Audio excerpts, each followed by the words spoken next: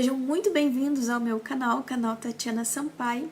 E nós estamos aqui nessa jornada com Dante e Virgílio, atravessando, adentrando o inferno com seus círculos e com seus personagens, né? E aqui nós então chegamos ao sexto canto, né? E adentramos ao terceiro círculo. Vocês lembram que no último círculo, então, Dante, ele caiu, desmaiado. E aqui, então, ele acorda já no terceiro círculo, né? Então, como sempre, eu vou ler a introdução, que vai ser a contextualização desse canto. E eu vou trazer aqui as chaves de leitura para que quando você lê, e espero que você adquira a obra e leia os cantos, né? Até para você ter acesso e aprofundar na literatura de Dante. Então, aqui eu leio a introdução e também dou as chaves de leitura, o simbolismo e significado do ambiente ali, do castigo, do pecado e também dos personagens, o porquê estão ali, né? E eles mesmos contam, né, o porquê e a sua história. Eu espero que você esteja gostando dessa série de vídeos e do tema e de tudo aquilo que nós estamos abordando e conversando aqui, né? E você que gostou desse vídeo, você que está gostando dessa série, dessa playlist, você que está gostando do tema abordado, que você já possa então curtir, se inscrever, ativar o sininho, comentar, compartilhar, né? Para dar essa força para o canal e também para que mais pessoas tenham acesso, pessoas que se interessam e gostam desse assunto, ok? Eu lembro que a Divina Comédia é uma obra muito ampla, muito boa, muito interessante, mas muito complexa, né? E precisamos de algumas chaves de leitura e entender algumas coisas sobre alguns assuntos para que a gente possa tirar realmente aquilo que Dante queria expressar, queria passar aqui. Desde teologia, filosofia, mitologia, quanto também da sua própria vida ali, né? Onde ele vivia, a situação geopolítica da época e todas as suas experiências de vida. E aqui a gente vai perceber que nesse canto tem uma pessoa, né, que era conhecido como um nobre de Florença, que conta o porquê que está nesse círculo. E aqui então explica, né, dando sentido a tudo aquilo que é o terceiro círculo, o seu pecado, o seu castigo, né, e disso também tiramos um exemplo, né, uma reflexão, que também é um dos motivos do qual eu quis, né, me aprofundar nessa obra e entender um pouco mais, né, porque fala realmente de assuntos muito importantes e que nos leva a refletir e disso tudo tirar, né, algo bom. Ok? Então vamos lá, para o canto 6, a entrada do terceiro círculo, ok? No terceiro círculo estão os gulosos, cuja pena consiste em ficarem prostrados debaixo de uma forte chuva de granizo, água e neve e ser dilacerados pelas unhas e dentes de Cérbero. Entre os condenados, Dante encontra Cíaco, florentino, que fala com Dante acerca das discórdias da pátria comum. E assim começa o desenrolar do sexto canto. Como eu lembrei e expliquei para vocês no vídeo anterior, nós estamos aqui na primeira categoria de pecados do inferno, né? São 9 círculos, mas subdivididos em 3 categorias, que são os incontinentes, os fraudulentos e os violentos. Então, nós estamos na primeira categoria, que vai do círculo 2 ao 5. Então, nós estamos no círculo terceiro. E aqui nós encontramos, né, os gulosos, os que pecaram por gula e que estão destinados a esse círculo, então, para pagarem, né, sofrerem pela eternidade por esse pecado, ok? Gula também tem a ver com incontinência, né? O comer demais, né? O comer fora do necessário, além do necessário, né? Para satisfazer um prazer. Então, tem tudo a ver com incontinência também, ok? E aqui nós encontramos qual situação, qual ambiente. Então, é um lugar com uma lama e as almas estão aqui meio que imersas nessa lama. e tem uma chuva fina constante, que é água e gelo, sobre elas. Né? Tem uma representação, não sei se vem de um artista com pintura, alguma coisa assim, ou não sei, tem uma representação, ouvi alguém alguma vez comentando sobre, falando que essa lama também seria o próprio vômito, né? Lembrando o comer demais, o não aguentar e o regurgitar às vezes para comer mais. Então, como castigo, eles estão tipo nessa lama e eles vomitam, né? E ficam imersos nos seus próprios vômitos, assim, sabe? Tipo, igual.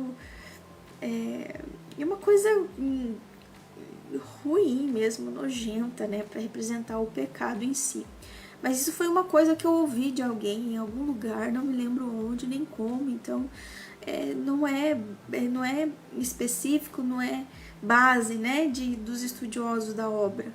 Aqui apenas dizem isso, né, que eles estão imersos numa lama e também sofrem com constante chuva fina e fria, gelada, né, às vezes água, às vezes neve, né, e eles também são dilacerados pelos dentes, pelas unhas de Cérbere. E Cérbere é um ser da mitologia, ok?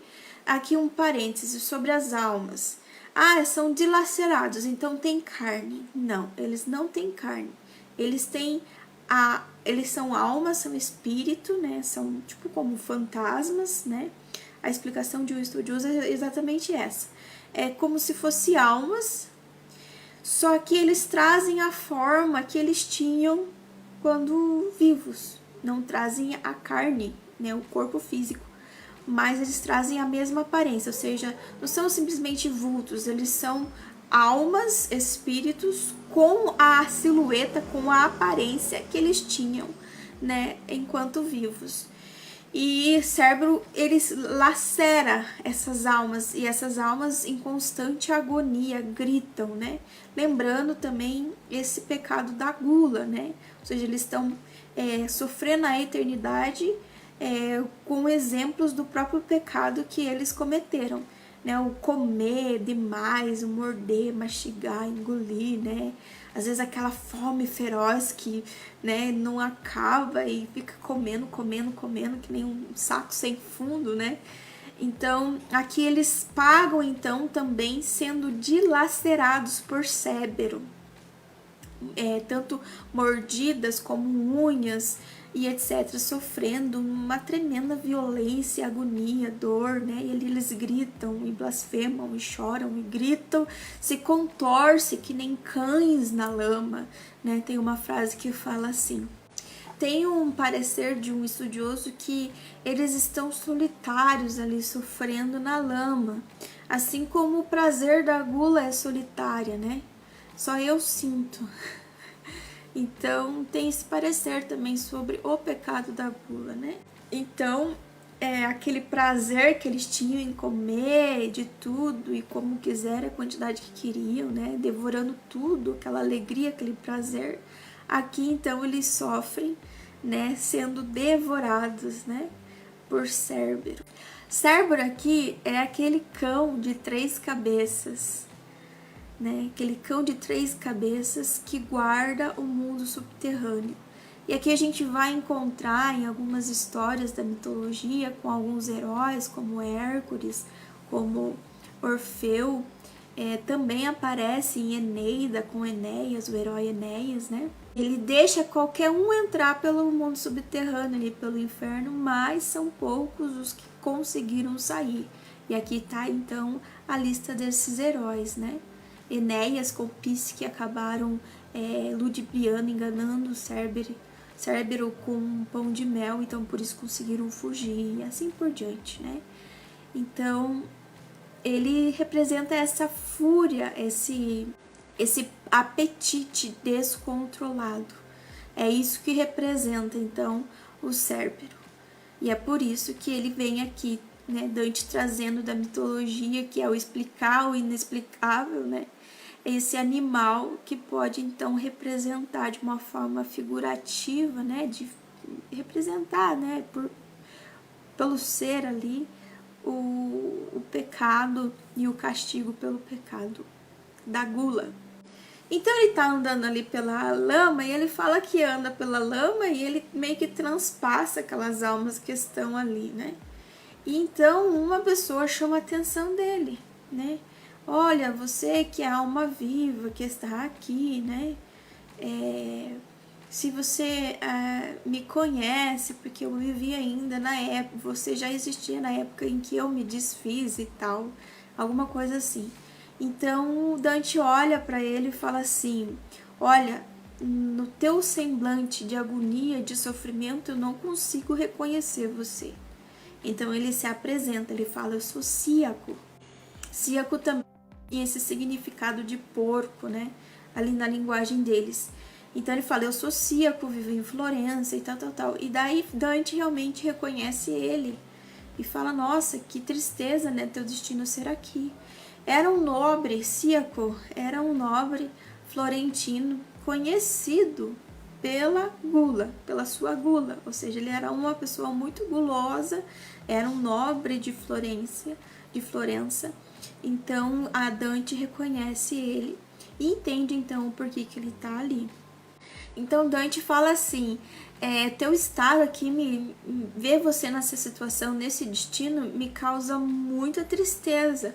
Mas se por acaso você conhece qual que vai ser o futuro da nossa cidade, dos nossos cidadãos, por favor, me conte, né? Então Cíaco lança uma profecia dizendo sobre os guelfos brancos e os guelfos negros, e que aconteceria realmente, que aconteceu, né? Que os guelfos brancos iriam perder e os guelfos negros ali, então os gibelinos, né? Eles iam junto com o Papa ali tomar o poder e tudo mais, né? Ou seja, os guelfos brancos aqui, segundo alguns estudiosos, os guelfos brancos, os guelfos moderados, eles eram contrários, né? Tanto algumas ambições do Papa, quanto também, às vezes, algumas coisas do imperador. Então, tipo, era meio complicado. E os guelfos negros já eram totalmente a favor das ambições do Papa, na época, Bonifácio VIII, né? Então, os guelfos brancos acabaram perdendo poder e acabaram todos exilados e tendo que ser refugiados, né, se tornando refugiados e tudo mais. É mais ou menos isso que aconteceu na época de Dante. Mas a gente vai ver essa rivalidade lá em Shakespeare, né? É um parênteses aqui interessante entre os guelfos e os gibelinos, os guelfos brancos e os gibelinos, a gente vai encontrar desde Shakespeare, né? Os Capuletos eram guelfos brancos e os Montesquios eram gibelinos. Então havia até mesmo daí talvez um pouco da rivalidade ali da família, né? Então é coisas que interessante, né, a gente trazer, porque realmente fazem parte ali da cultura, da história deles ali, daquelas regiões ali, e tá também descrito, tem como base também, né, essa rivalidade entre esses partidos lá nos romances de Shakespeare, e eu acho bem interessante trazer esse adendo. Então, Dante pega e pergunta para ele, e realmente essa profecia que ele fala isso, que os guelfos brancos e os guelfos negros iam estar ali seguindo, aparentemente vitoriosos, né, e tudo mais, os guelfos brancos, mas de repente ia dar uma reviravolta, onde perderiam poder e eles teriam que ser exilados, né, teriam que fugir, se tornar refugiados, e realmente é isso que acontece, principalmente com Dante, ele que fazia parte também dos guelfos brancos, ok? Então, né, um pouco de uma chave de leitura, um pouco de conhecimento, uma chave de leitura, para que a gente possa entender, então, o contexto ali, né, o que o canto está querendo nos passar. Mas a imagem, a mensagem principal, né, como sempre, é a gula e o seu castigo, né? O terceiro círculo, o pecado. Então Dante pergunta sobre alguns outros, né, nobres da época ali e os seus destinos. Então Cíaco fala, conforme você for avançando nos círculos mais graves, né, do inferno, você vai encontrá-los. e você vai entender aonde que eles estão e por que estão lá. Então, são almas que eles vão encontrar ainda ao longo da jornada, assim esclarecendo para ele a sua questão, a sua dúvida, a sua curiosidade, ok? E depois dessa conversa, ele fala, não te falo mais nada, né? E, por favor, mande lembrança para aqueles que são os meus conhecidos, meus familiares, né, que ainda estão vivos.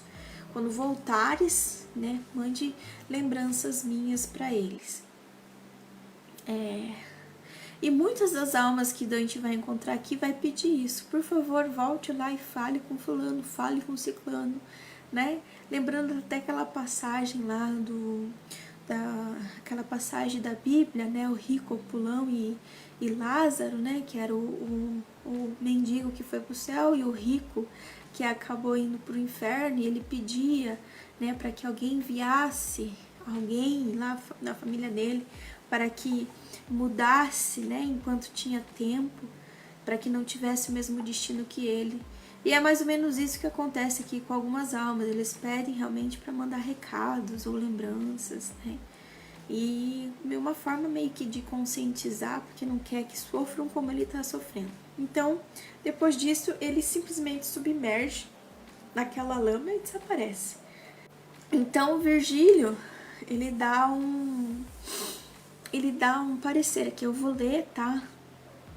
De uma forma assim mais clara, não na forma do verso ali em si, mas de uma forma mais clara que eu tirei, para que vocês entendam mais ou menos o que Virgílio fala, e que é interessante pra gente trazer, e acho que aqui ele tá querendo se referir, né, tá se referindo à própria ressurreição da carne, né? Ele fala assim: este não mais se levantará até o dia em que soar a trompa angelical. Olha só. Quando isso acontecer, a diversa potestade virá, e cada alma voltará à sua tumba, retomará sua carne e sua forma humana, e ouvirá a voz que eterna soa. Olha só. Então Dante pergunta para Virgílio: Virgílio, então, eles ainda têm esperança de, depois que isso acontecer, que eles ressuscitarem suas carnes, eles têm um outro destino? E Dante fala que não, né? Mas é só o que é previsto, né?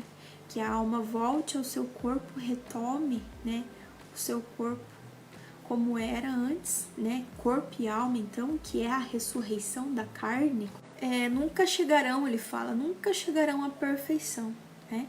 Mas é o que é previsto, né? É a profecia, é o que está destinado, né? A essa ressurreição da carne, né? Os mortos viverão, né? Acho que é isso, mais ou menos. Às vezes eu dou uma olhada aqui, vocês percebem, é que eu tenho um roteirinho com algumas observações, como eu não sou perfeita, e eu me esqueço de algumas coisas para que eu não fique devendo para vocês nenhum detalhe. Então, às vezes eu tenho que recorrer a algumas observações, ok? Mas é isso, só isso, tá bom? Saindo então dessa lama e dessas almas, né? Então eles vão caminhando e adentrando, chegando perto de mais um ser, que é Pluto. Então a gente vai conhecer Pluto e aonde ele está, e assim a gente segue para mais um círculo do inferno. Então o próximo círculo é o círculo da avareza, né? E logo após o círculo da ira, que é o quinto círculo. A gente vai nessa ordem. Então nós terminamos aqui o sexto canto, né? O terceiro círculo do inferno, que é destinado aos gulosos com seu castigo eterno.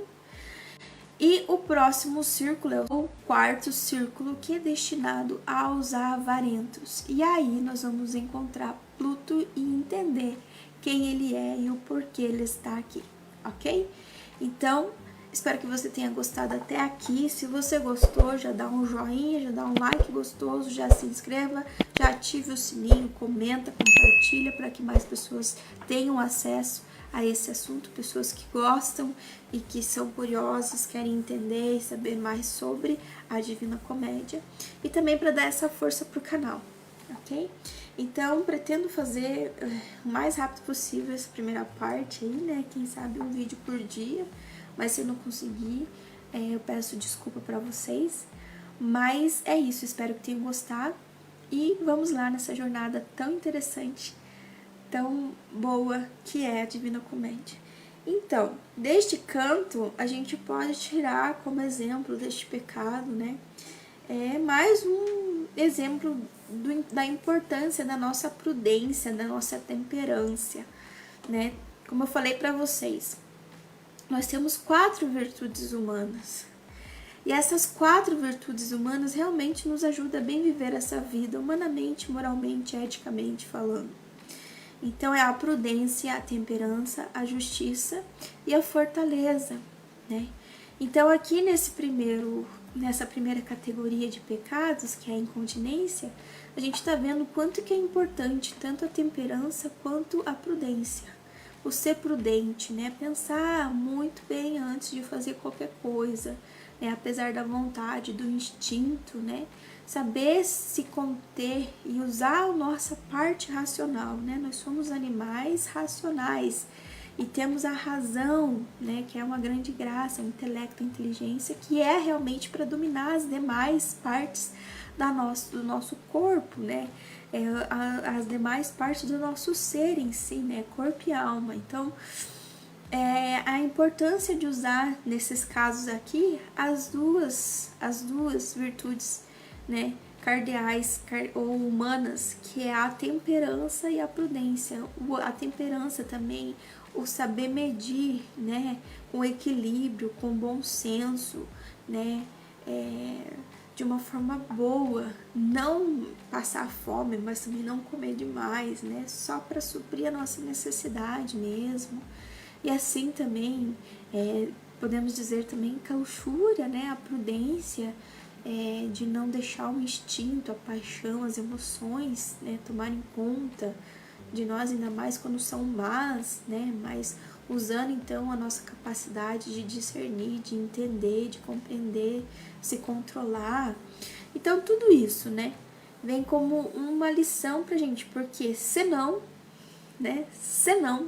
nós sabemos, não que é realmente isso que acontece, né, isso aqui é uma ficção, né, mas é uma forma de explicar que os vícios e os pecados, né, nos levam a castigos eternos, a sofrimento eterno, ao mal, né? O fim do caminho dessa vida de vício aí é realmente a morte, é o sofrimento, né? E além de que o vício é o contrário da virtude, então não nos levará nunca para um lugar bom, num destino bom, né? Para alcançar algo bom. Então é nesse sentido, então de pensar isso e escolher realmente o caminho virtuoso, as virtudes, uma vida boa, né? Moral e eticamente falando, mas também espiritualmente falando, né? E no sentido de vida, né? Buscar o melhor, ser o melhor, fazer o melhor nesse sentido. Porque a gente tá vendo porque a gente tá vendo aqui quais que são os destinos, né? Para os maus, para os pecadores, né? Para aqueles que se afundam nos seus vícios. E, claro, com certeza a gente não quer isso pra gente, né? Então é uma reflexão, não que isso aconteça realmente, né? Que é isso que vai acontecer lá no inferno, que o inferno é isso aqui. Mas é uma forma de nos fazer meditar, né? E entender algumas coisas, assim, que talvez sejam difíceis, né? De compreender. Dessa forma, assim, dessa forma, assim, mais explicativa, com exemplos e tudo mais. A gente pode tomar, assim, né, para uma reflexão da nossa vida. Ok? Então é isso. Fiquem com Deus, beijo no coração e até a próxima.